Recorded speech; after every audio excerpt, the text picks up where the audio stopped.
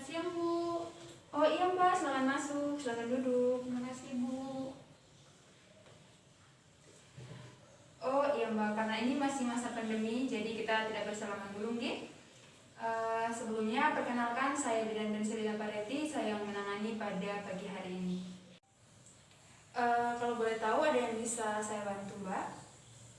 Iya, Bu. Jadi kedatangan saya ke sini itu untuk mengetahui apa saja pencegahan menular seksual pada remaja, Bu. Oke baik, di sini saya akan menjelaskan tindakan dan tujuan infeksi menular seksual. Dan prosedurnya di sini saya akan menjelaskan faktor-faktor menyangkut dengan infeksi menular seksual. Dari tindakan prosedur yang nanti saya akan jelaskan, apakah Mbak bersedia? Saya bersedia, Bu.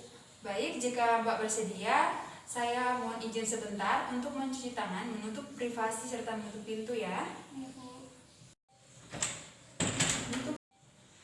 Baik Mbak, saya sudah selesai mencuci tangan, menutup privasi, dan menutup pintu. Nah, di sini sebelum saya memulai, saya mendata identitas Mbak dulu ya. Iya, Bu. Kalau boleh tahu, namanya siapa? Yuni, Bu. Umurnya berapa tahun? 19 tahun, Bu. Agamanya? Kristen Protestan, Bu. Suku bangsa? Myanmar Indonesia, Bu. Kalau boleh tahu, golongan darahnya apa? Abu. Pendidikan terakhir? Mahasiswa, Bu. Pekerjaan? Pelajar, Bu. Kalau boleh tahu, statusnya apa? Baru menikah, Bu. Alamatnya di mana? Maju Songo, Bu. Nomor telepon yang aktif? Ada, Bu. Iya. 0822 4883 0415. Baik, saya sudah mendata identitasnya Mbak. Dan di sini langsung saja saya akan memulai penjelasan infeksi menular seksual pada masa remaja. Nah, jadi apa sih pengertian infeksi menular seksual? Nah, adalah berbagai infeksi yang dapat menular dari satu organ ke organ lain melalui kontak seksual. Semua teknik hubungan seksual, baik lewat vagina, dubur, atau mulut, baik berlawanan jenis kelamin maupun dengan sesama jenis kelamin, bisa menjadi sarana penular penyakit kelamin. Selanjutnya di sini ada penjelasan faktor yang mempengaruhi infeksi menular seksual. Yang pertama A, perubahan demografi secara luar biasa. Dibagi menjadi 3 bagian. Nah, yang pertama ada meningkatnya jumlah penduduk dengan pesat. Yang kedua, pergerakan masyarakat yang bertambah dengan berbagai alasan, misalnya karena pekerjaan, liburan, pariwisata, rapat, seminar, dan lain-lain. Nah, yang ketiga, ada kemajuan sosial ekonomi, terutama dalam bidang industri, menyebabkan lebih banyak kebebasan sosial dan lebih banyak waktu yang terbuang. Nah, ada yang B, perubahan sikap dan tindakan akibat perubahan-perubahan demografi di atas, terutama dalam bidang agama dan norma. Yang C, kelainan beberapa negara dalam pemberian pendidikan kesehatan dan pendidikan seks khususnya. D, perasaan aman pada penderita karena kemudahan memperoleh obat antibiotik yang dijual bebas. Yang E, akibat dari pemakaian antibiotik tanpa petunjuk yang sebenarnya, maka timbul presentasi kuman terhadap antibiotik tersebut. Yang F, fasilitas kesehatan yang kurang memadai, terutama fasilitas laboratorium dan klinik pengobatan. Nah, yang terakhir adalah G, banyaknya kasus asimptomatik, merasa tidak sakit tetapi dapat menular untuk orang lain. Nah, selanjutnya di sini saya akan menjelaskan gejala dan tanda IMS secara umum. Nah, infeksi menular seksual secara umum ini dibagi menjadi 6 bagian. Nah, yang pertama adalah luka dengan atau tanpa rasa sakit di sekitar alat kelamin, anus, mulut, atau bagian tubuh yang lain. Tonjolan kecil diikuti luka yang sangat sakit di sekitar alat kelamin. Yang kedua, cairan tidak normal, yaitu cairan dari vagina, bisa gatal, kekuningan, kehijauan, berbau, atau berlendir. Yang ketiga, sakit pada saat buang air kecil, yaitu infeksi menular seksual pada wanita biasanya tidak menyebabkan sakit atau burning urinatium. Yang keempat adalah tonjolan seperti jenggar ayam yang tumbuh di sekitar alat kelamin. Yang kelima, Sakit pada bagian bawah perut, yaitu rasa sakit yang hilang dan muncul tidak berkaitan dengan menstruasi, bisa menjadi tanda infeksi saluran reproduksi. Infeksi yang telah berpindah ke bagian dalam sistematik reproduksi termasuk tubal falopi dan ovarium. Yang terakhir adalah kemerahan, yaitu pada sekitar alat kelamin. Nah, selanjutnya di sini saya akan menjelaskan tentang kelompok risiko infeksi menular seksual. Nah, infeksi menular seksual dibagi menjadi 5 bagian. Yang pertama, usia. Usia itu dari 20 sampai 30 tahun pada laki-laki. Yang kedua, 16 sampai 24 tahun pada wanita. Dan yang ketiga, 20 sampai 24 tahun pada pria dan wanita. Yang kedua itu, yang B adalah pelancong. Yang C, pekerja seks komersial. Yang D, pecandu narkotik. Dan yang kelima, homoseksual. Nah, yang ketujuh kita masuk dalam penjelasan macam-macam infeksi menular seksual. Nah, yang pertama ada gonorrhea. Nah, gonorrhea ini dikenal juga dengan kencing nanah, disebabkan oleh bakteri. Seringkali pada wanita tidak menimbulkan gejala penyakit, itu menyebabkan keluarnya cairan dan penis atau vagina, rasa nyeri ketika buang air kecil. Bakteri penyebab gonero juga dapat menimbulkan infeksi di bagian tubuh lain jika terjadi kontak dengan sperma atau cairan vagina. Nah, di sini saya punya gambar, Mbak bisa lihat. Ini ya. Iya, Bu. Selanjutnya ada selfish.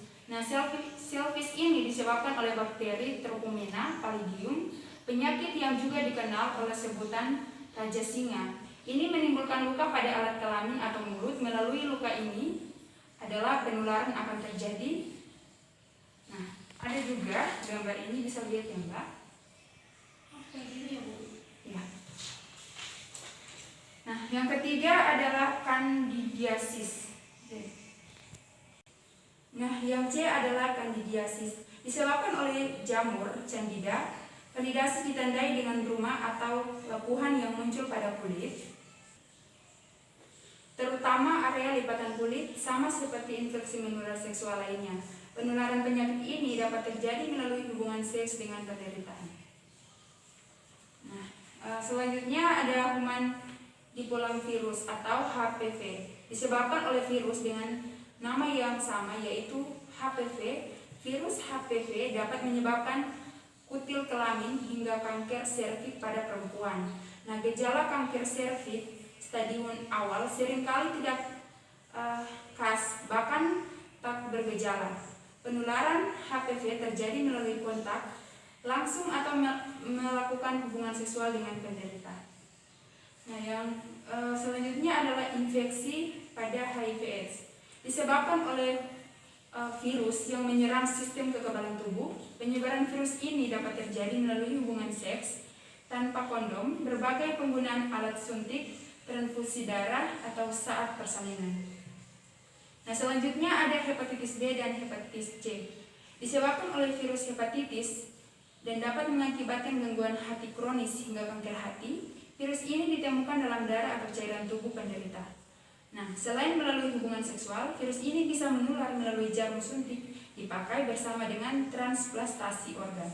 Nah, virus hepatitis dapat menyebabkan peradangan pada hati dengan gejala klinik berupa penyakit kuning yang akut disertai maliasi, mual, dan muntah, serta dapat pula disertai peningkatan suhu badan.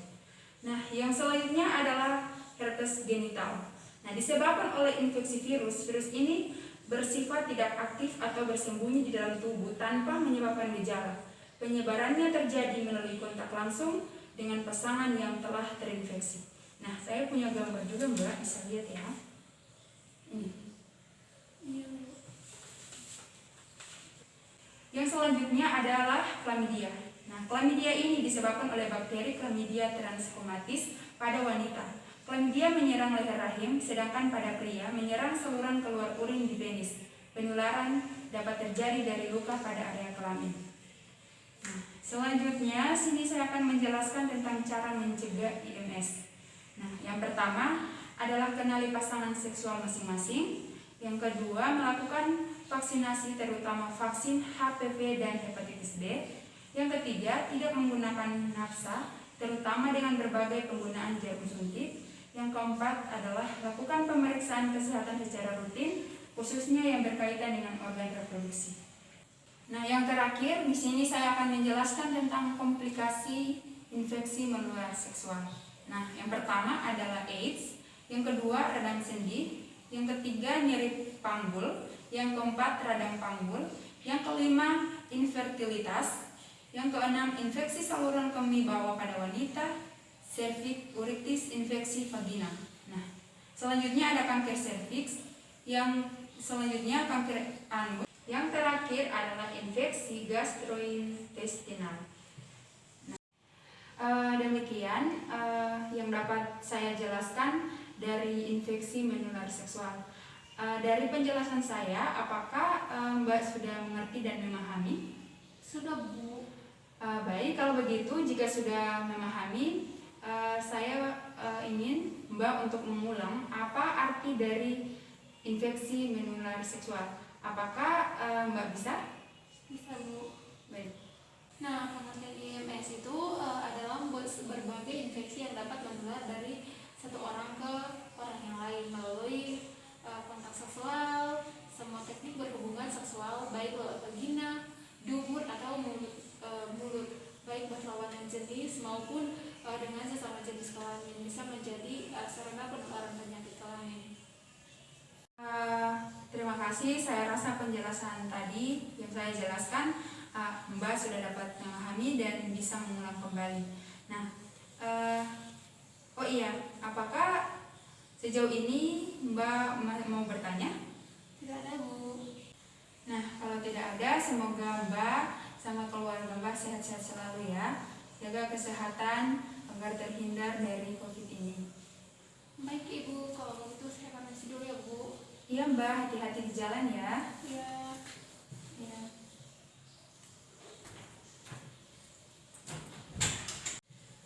Selanjutnya di sini saya akan mencuci tangan, menutup pintu, dan menutup privasi, serta melakukan dokumentasi. Terima kasih.